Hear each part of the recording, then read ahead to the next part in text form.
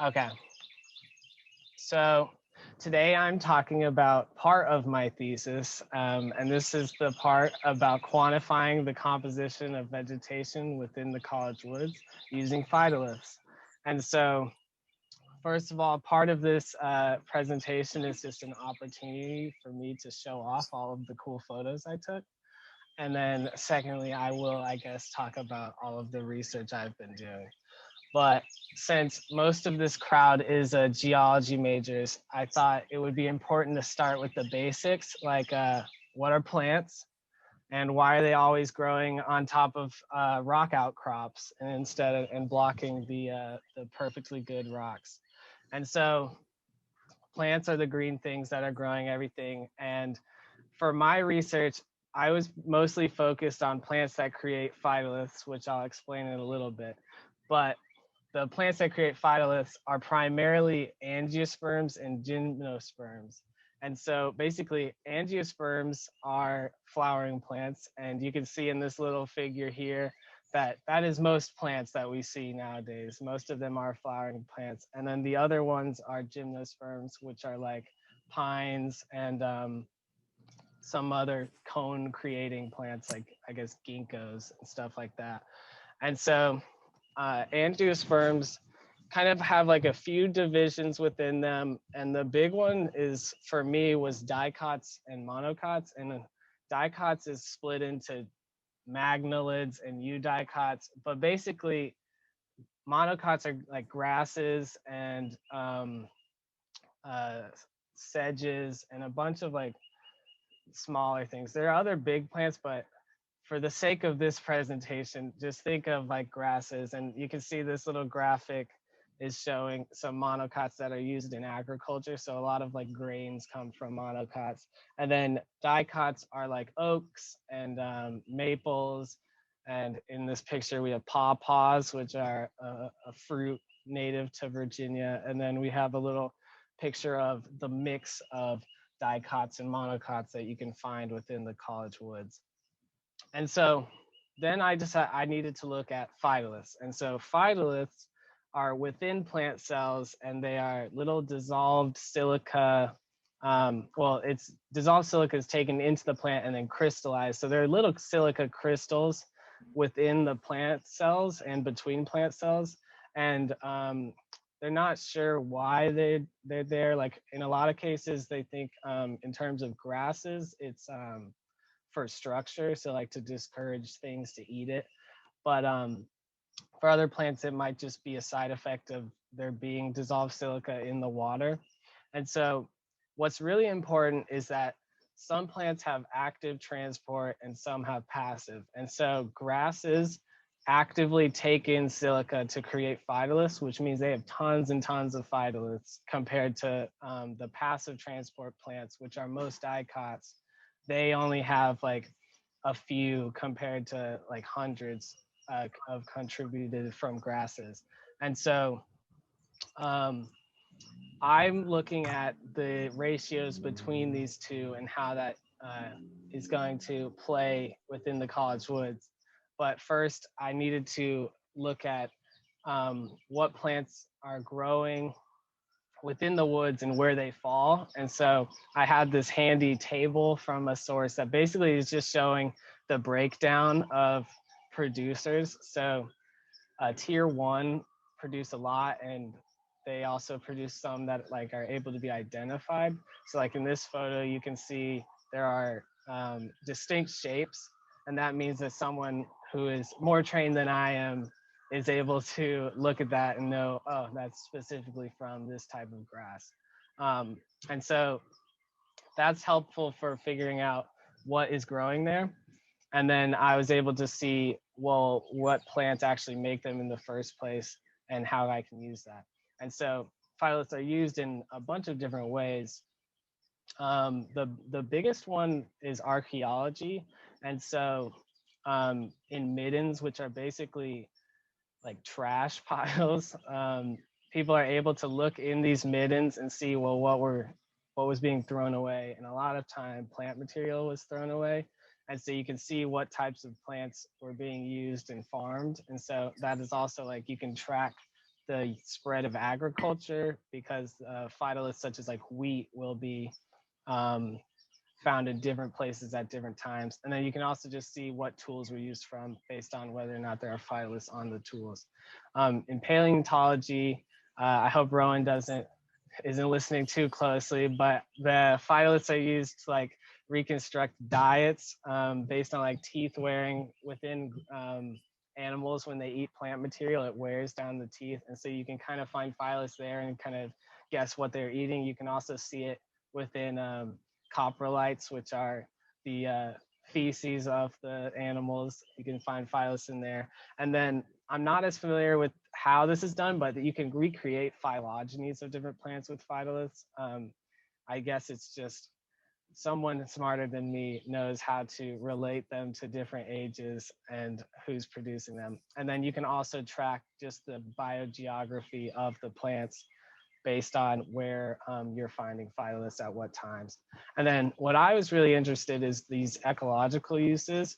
And so you can reconstruct the climate of an area using phytoliths just by knowing, well, this plant grows in this type of climate and I'm finding its phytoliths, which means that is probably what the climate was like at that time. And then you can also reconstruct the land cover types. So grasslands versus forests, which is what I was really interested in. And then you can look at the interactions between plants and the animals living in the environment. And so this little graphic shows just like the process. So leaves make the phytoliths, and then they're deposited into the soil, and then that can be fossilized. And then eventually they end up under your microscope slide for you to count. And so I wanted to look at the phytoliths within the College Woods, but first you kind of have to know what are the College Woods. And so that's the whole area around Lake Matoka west of campus. It's approximately 4 square kilometers of a secondary growth forest, which means that at some point it was cleared and it's now growing back. There are trails throughout there from the 1930s built by the Civilian Conservation Corps. And for the most part, it is flat and then steep channels and then flat again on the bottom. And you can see that in these two maps. So there's the highlands and then there's these steep channels, and then it's just flat right around the edges of the lake. And so what is interesting is that these steep channels have lots of exposures of fossils.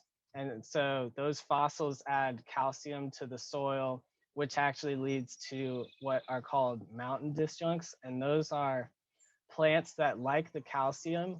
And so they grow there, but they don't grow anywhere else between the coastal plain and the mountains. So the Piedmont of Virginia doesn't have them.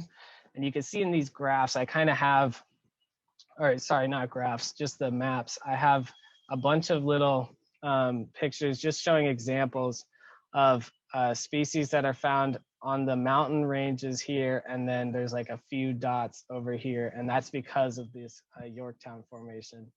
And so that leads to these weird little pockets of diversity, which I wanted to kind of look at and see how that's reflected in the phytolith record. And so the history of the College Woods is pretty interesting, and it's what got me interested in doing this whole study in the first place. And so William and Mary acquired all of the land in between 1923 and 1929. So before that, it was all privately owned. And so it wasn't necessarily protected like it is now. And there's some papers that talk about how before 1965, when they got all of the land, there were sections that were used for timber. And nowadays, those are kind of like the younger softwood forest areas.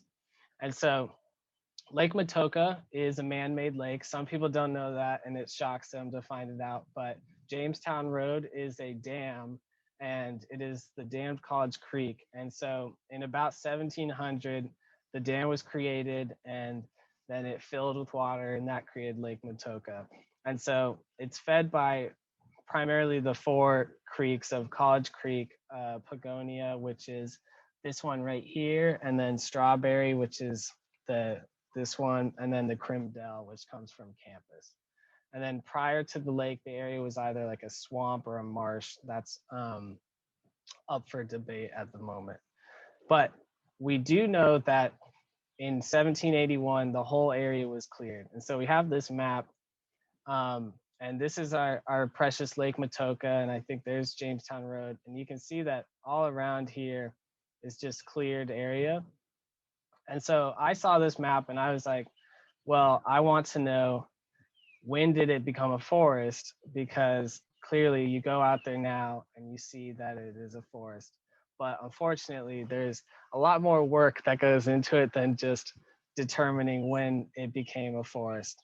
And so I developed three main goals to get at this question. And so I needed to determine whether phytoliths were a viable method to reconstruct vegetative communities. And so that is like the biology question. So do the phytoliths actually represent the plants that are in the woods? And then this determine if the phytolith assemblage represents the diversity in the woods. That is more of the geology question of, well, the woods have these steep slopes, these highlands, these lowlands. Do phytolith assemblages represent those changes, or are they not showing up? And so, and then the last question is just, can I reconstruct the vegetative history of the woods? And so we will be showing the first two, the answers to the first two in this presentation, but the answer to the third one, you will have to tune in to the full thesis presentation to find out. So how do you quantify vegetation? Well, it's with lots of plots. And so there are lots and lots of plots in the College Woods, and 20, I used 20 that were created in 2003. And this guy basically recorded the presence of and absence of every species he saw within a plot. So basically like a 0 and a 1. If he saw it, it was a 1. If he didn't, it was a 0. And then from that, I used his data to identify the most common taxa. And so I took, basically for each plot, there was a table like this with a list of species. And if they were there, in the way this is displayed is the mean, but basically if they're there, they're listed right now. And so I went through every plot and I typed a P for each plot if that species was present. And it created this huge spreadsheet. And then from that spreadsheet, I calculated the ubiquity, which is basically the percentage of plots that that species is in. And then from there, if it was in more than 20 plots, I used it. And if it was in more than 20% of the plots, I called that common. And if it wasn't, I left it out. And then from there, using that table that I showed earlier about taxa that produce phytoliths, I then sorted it again. And these are the ones that are greater than 20% and produce phytoliths within the woods. So these are like our common phytolith producing taxa. And you can see most of these are oaks. These are all oaks right here. This is pine, magnolias, tulip poplars, and then red cedar and beech. And so, and then that's carex, which is a sedge. So it's pretty much most of the big common species within the woods anyway. I think it leaves out red maple, which is the most common tree in the woods, but that does not produce phytoliths, so it wouldn't have shown up. So with that, I then went out and I had to go collect a sample of bark and leaves from every single one of these plants here. And so that was a lot of grabbing. I have lots of photos of me reaching. I don't have any photos of me taking the stuff because I did it all alone. But I do have a selfie of me very sad and sweaty after being out in the woods collecting lots of leaves. So once I collected it all, I then extracted all of the phytoliths using a lot of acids and bases. And then this is the sad tragedy of my thesis was I was going to count all of these slides. It was 32 slides, and I was going to count and make diversity curves. I don't know if that's the proper term, but basically plot the different morphotypes that you see, and once it saturates, it'll be like a straight line. But I was going to do that so that I knew what types of phytoliths every single plant created. But there was not enough time. And so instead I worked with the weight of a material that I was able to extract from them. So these are plants that produced no material. And then these are the ones that produced less than we had hoped. And then these are the ones that produced the amount that we expected. And so the big takeaway from these tables is that bark always produced less material or no material. It never produced the amount that I had expected it to make. And so we kind of assumed that that would mean that bark is not really going to be showing up in the College Woods soil, because you would need a whole lot of bark in order for just a few phytoliths to show up. And then so we also determined that oaks, which are all of these quercuses, there's a lot of variation between them. Some of them produce less, some produce the expected amount. And so it's hard to say whether or not they're going to be impacting the phytolith count a lot because of how variable they are. And then so with that, I had to then go collect soil from the woods. So I went to 20 plots or 25 plots to collect soil. I made 5 of my own on the campus side to make sure there wasn't any differences. And then here I am out in the woods alone again in the heat. And I look very happy, but this was the first time. And promptly after this, I discovered that there are a lot of chiggers out in the woods, and I was bitten all over and very itchy. So then the second time I went out, you can see I was very fortified. I have my pants tucked into my boots. My shirt is tucked in. There was no way the bugs would be able to get me that time. But still, there were some sacrifices made, and I did sweat entirely through my favorite hat. And it is still stained to this day, despite being washed since then. So there were casualties on these collection trips, but I did get to see some really cool scenery. So I have lots of cool photos of just different areas within the woods. It's very pretty when you are like a mile away from the trails in the middle of nowhere and getting eaten by mosquitoes. So there's lots of different little diverse sections. It's very pleasing for the eyes. That was a cleanse before I talk about my counting, which was not a soothing experience. And so I had 15 slides from the plots, and I had to count 300 single cell phytoliths on each slide. So do that math, 300 times 15, plus I needed to either count 100 multicells, which are like when the phytoliths are collected, or just count the whole slide if I couldn't find 100 multicells. And there's 12 rows with 12 columns, so 144 fields to look at.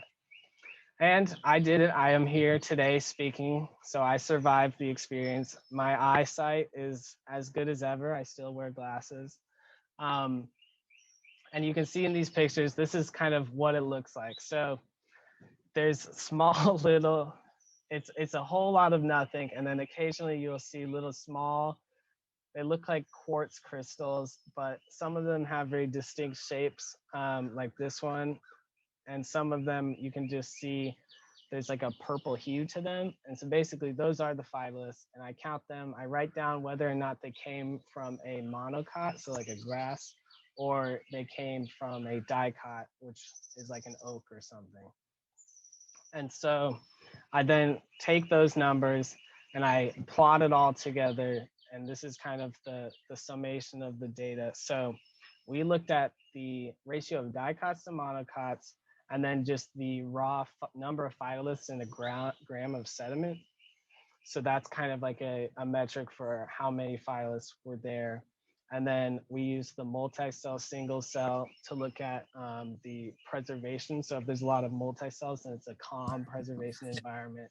If there's a lot of single cells, it's probably a bit more disarticulating in their deposition. Then we looked at the pH and the elevation of the plots, and then the slope that the plots. Hi, dog.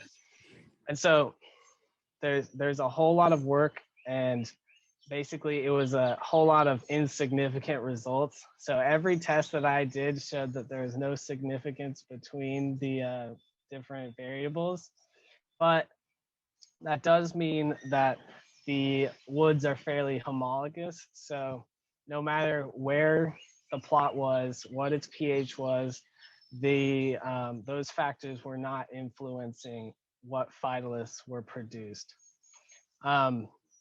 And then the other thing that I found was basically the Dicot to Monocot ratio, which is like this metric for how much forest there is. Like a higher Dicot ratio would mean it's more forested because there's way more dicots. And then a lower one would be more grassland because there'd be more monocots. And so this was actually pretty low. Abby and I were expecting it to be around 0.5, but the average was 0.25. So it was a lot lower than we had anticipated it for a forest. And so there's a few things that could be. Like I said, oaks were really variable in their production. And since there are so many oaks out there, it could just be that most of the species in the woods don't really make that many phytoliths. And so despite there being lots of trees, they're not really showing up in the record. The other thing it could be is that there could still be lots of grasses out there. So when I was out, I went out in late July and August, and I didn't see that many grasses while I was there. But I mean, I was just out there a couple days ago, and there were like little patches of grasses growing in these different areas with sunlight. And so it could be that grasses are growing there, and then the deer just eat them early on in the summer. And so they're still contributing the phytoliths into the ground. They weren't alive anymore by the time I was out collecting. And then the last thing is no one has done this kind of study before in the Virginia coastal plain. And so this could just be a normal ratio for these forests. And we just didn't know because no one has done that sort of thing yet. And so going back to the goals that I had, are phytoliths viable to reconstruct the vegetative communities? And this is yes. So since I said that none of the results were significant, which sounds very sad, but since that means that nothing is influencing the phytolith counts, that means that no matter what the plot was, whether it was in a highland community or a lowland, a wetland, or different creek watershed, the phytoliths in that plot were practically the same within the same population. And so that means that they are being represented despite there being these different communities, they're still showing up. And then the other question about the diversity of the woods, we looked at what communities the plots were in. So if it was in a wetland, I wrote that. If it was in mixed versus hardwood, I wrote that. And we did the tests to see if those were influencing the counts. And there was also no influence from the vegetation around the plot onto the phytolith count, which means that the diversity of the woods is being represented in these average phytoliths, because no matter what type of plant was growing around it, it was producing practically the same phytolith signature. And then the last question, like I said, is not here yet, but here is a sneak peek at one of the slides. And so they do look very different from the modern soil. You can see lots of diatoms are in there, which indicates that it is a lake. And so if you want to hear me talk about that, you'll have to come to my actual presentation on May 10th, where I will have more results and more fun photos to show. But with that, I'll show off some more photos I got of an orchid and take questions.